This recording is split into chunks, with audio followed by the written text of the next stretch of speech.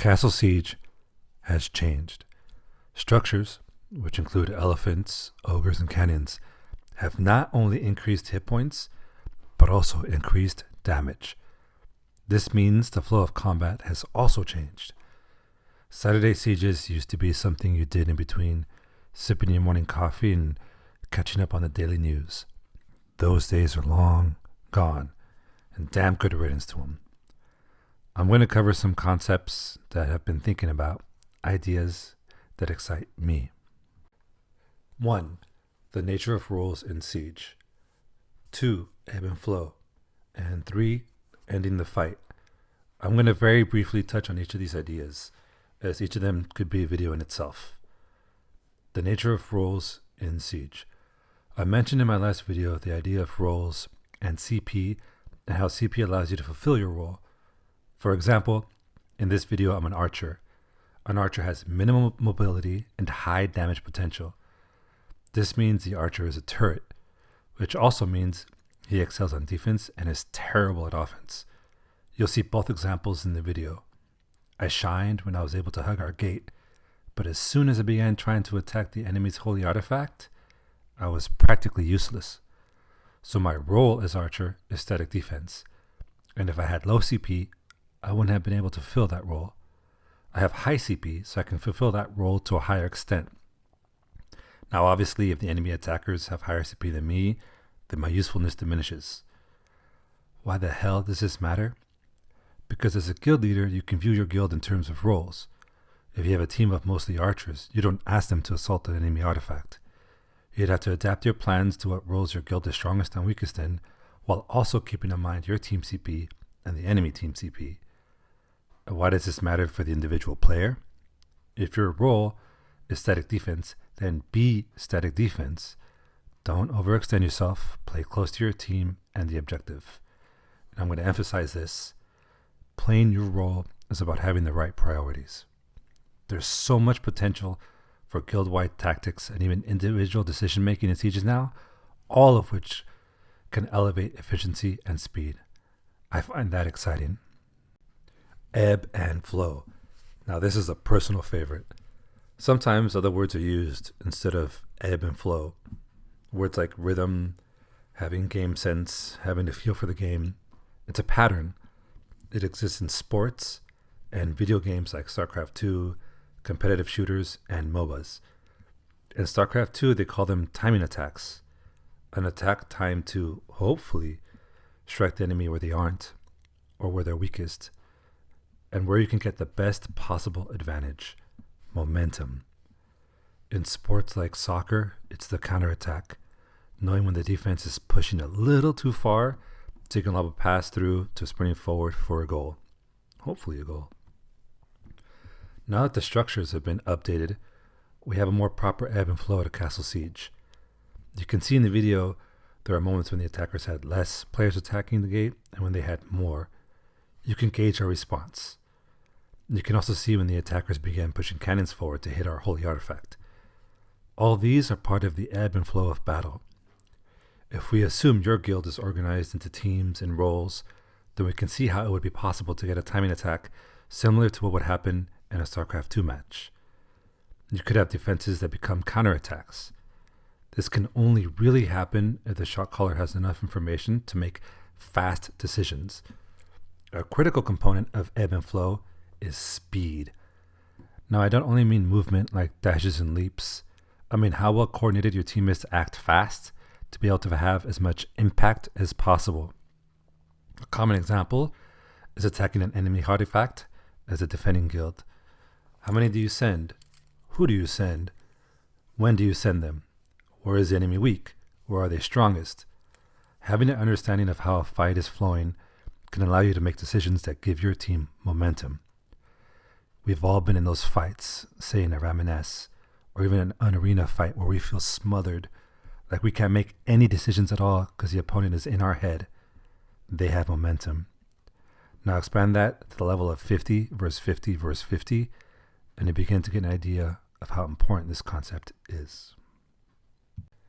Ending the fight. Someone must win and someone must lose. In the case of Castle Siege, there is one victor and 2 second place finishers. Let's take castle passing and steamrolling out of the equation. Those are gimmies. Very little can be learned from them. But what about an actual fight? Even if the fight goes more or less according to your plan, you still have to defeat the enemy. You have to take risks. However, if you take a risk without understanding your team, the nature of their strengths and weaknesses, how the battle is flowing, how you can take advantage of that, and, in my opinion, most importantly, if the individuals on your team don't understand their role and aren't playing to their max potential, then you're taking a blind risk. You're shooting in the dark. Closing is about tightening your fist until your enemy has no air. They get desperate. It's like falling dominoes. Closing may come with a stroke of luck. Maybe the enemy makes such a huge mistake that it swings the entire flow of battle. That can happen to anybody. Usually, though, closing an enemy comes from all the decisions made leading up to that moment. Good luck out there. I'm out.